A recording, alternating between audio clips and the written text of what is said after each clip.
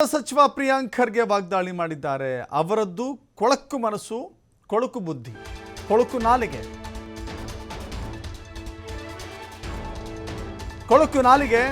ನಾನು RSS ban ಮಾಡ್ತೇನೆ ಅಂತ ಹೇಳಿಲ್ಲ, ನಿಷೇಧ ತೆಗೆದು ತಪ್ಪು ಮಾಡಿದ್ವಿ ಅಂತ ಹೇಳಿದ್ದೆ. ಕೇಂದ್ರದಲ್ಲಿ ಅಧಿಕಾರಕ್ಕೆ ಬಂದರೆ ಬ್ಯಾನ್ ಮಾಡೋಣ, ಯಾಕೆ ಅರ್ಜೆಂಟ್ ಅವರಿಗೆ?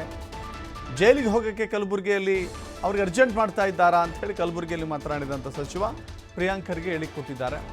RSS ಬ್ಯಾನ್ಗೆ ಅವರು 10 ಕಾರಣಗಳನ್ನು ಕೇಳ್ತಾರೆ, ಆದರೆ ದೇಶದ ಸಬಲೀಕರಣಕ್ಕಾಗಿ ಮಾಡಿದ 10 ಒಳ್ಳೆ ಕೆಲಸಗಳನ್ನು ಹೇಳಲಿ. RSS 300-400 ಕೋಟಿ ಹಣ ಹೇಗೆ ಗಳಿಸುತ್ತೆ? BJPಯವರು RSSನ ಚೇಲಾಗಳು, ಇದನ್ನು ಹೇಳೋಕೆ ನಾನು ಹೆದರೋದಿಲ್ಲ ಅಂತ ಪ್ರಿಯಾಂಕ್ ಖರ್ಗೆ ಹೇಳಿದ್ದಾರೆ. ಮೂಲತಃ ರವಿಕುಮಾರ್ ಅವರು ಬಿಜೆಪಿಯವರಲ್ಲ, ಶಾಖೆಯಿಂದ ಬಂದಂತ ವ್ಯಕ್ತಿ.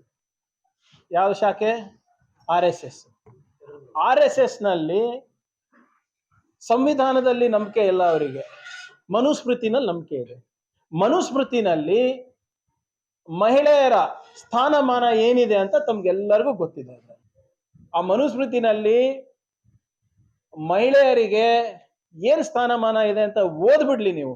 ಆ ಮನುಸ್ಮೃತಿಯನ್ನ ಮೊದಲು ಬಿಜೆಪಿ ನಾಯಕರು, ಬಿಜೆಪಿ ಲೀಡರ್ಗಳು ಅವ್ರ ಮನೆಯಲ್ಲಿ ಅನುಷ್ಠಾನಕ್ಕೆ ತಗೊಂಡ್ ಬರ್ಲಿ. ನಾನು ಚಾಲೆಂಜ್ ಮಾಡ್ತೀನಿ ಅವರಿಗೆ.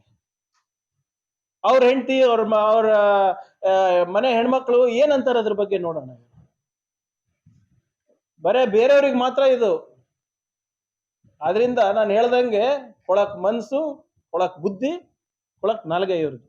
ನಾನು ಬ್ಯಾನ್ ಮಾಡ್ತೀನಿ ಅಂತ ಹೇಳಿಲ್ಲ, ಮಾಡಿದ್ದೀವಿ. ಮುಂದೆ ಏನಾದ್ರೂ ಅವಕಾಶ ಸಿಕ್ಕರೆ ಮಾಡ್ತೀನಿ ಅಂತ ಇದ್ದೀನಿ. ಯಾವ್ದು? ಇಲ್ಲಿ ಯಾರು ಇರೋದ್ರಿ?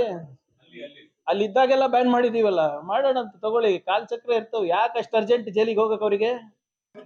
ಹೌದ್ರಿ, ಅವ್ರಿಗೆ ಯಾಕಷ್ಟು ಅರ್ಜೆಂಟು? ಕಾಯ್ಲಿ.